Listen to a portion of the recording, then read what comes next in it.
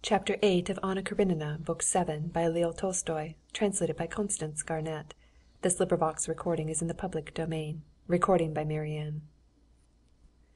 Getting up from the table, Levin walked with Gagin through the lofty room to the billiard room, feeling his arms swing as he walked with a peculiar lightness and ease. As he crossed the big room, he came upon his father-in-law. "Well, how do you like our Temple of Indolence?" said the prince, taking his arm. "Come along, come along." "Yes, I wanted to walk about and look at everything. It's interesting." "Yes, it's interesting for you, but its interest for me is quite different. You look at those little old men now," he said, pointing to a club member with bent back and projecting lip, shuffling towards them in his soft boots, "and imagine they were schlupiks like that from their birth up." "How schlupiks?" "I see you don't know the name. That's our club designation. You know the game of rolling eggs? When one's rolled a long while, it becomes a shlupik. So it is with us. One goes on coming and coming to the club, and ends up by becoming a shlupik. Ah, you laugh. But we look out, for fear of dropping into it ourselves. You know Prince Tchetchensky?" inquired the prince, and Levin saw by his face that he was just going to relate something funny. "No, I don't know him." "You don't say so! Well, Prince Tchetchensky is a well-known figure. No matter though, he's always playing billiards here. Only 3 years ago he was not a shlupik, and kept up his spirits and even used to call other people shlupiks. But one day he turns up, and our porter, you know Vassily?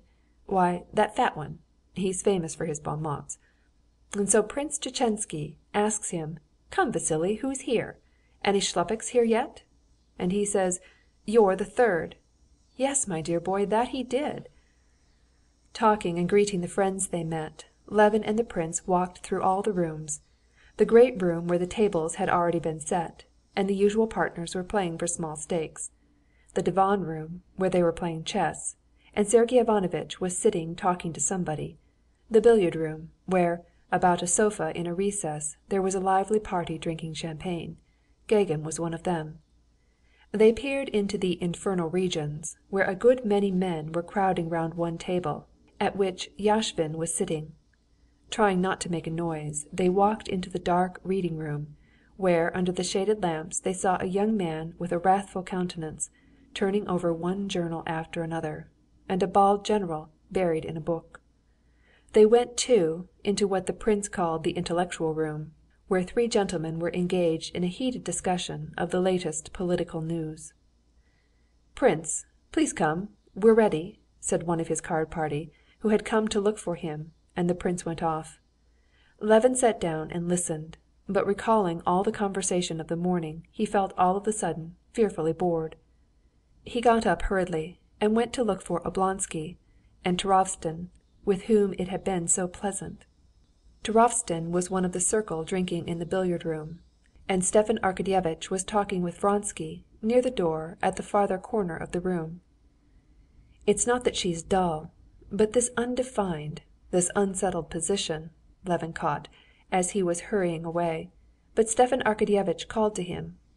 "Levin!" said Stepan Arkadyevitch, and Levin noticed that his eyes were not full of tears exactly, but moist, which always happened when he had been drinking, or when he was touched. Just now it was due to both causes.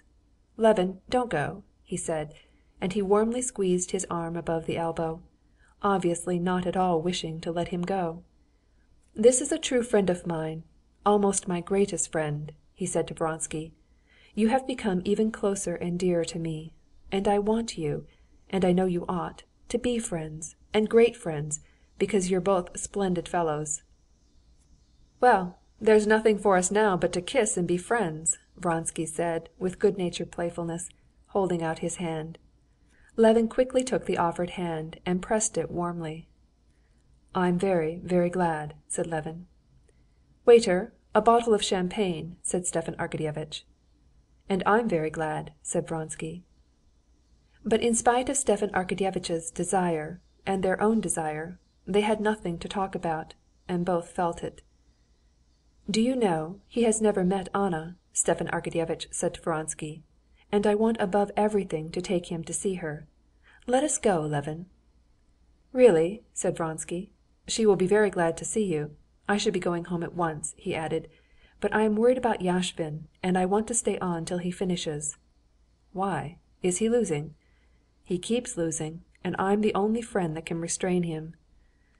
"Well, what do you say to pyramids? Levin, will you play? Capital!" said Stepan Arkadyevitch. "Get the table ready," he said to the marker. "It has been ready a long while," answered the marker, who had already set the balls in a triangle, and was knocking the red one about for his own diversion. "Well, let us begin."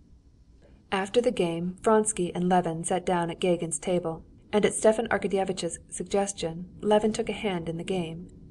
Vronsky sat down at the table, surrounded by friends who were incessantly coming up to him.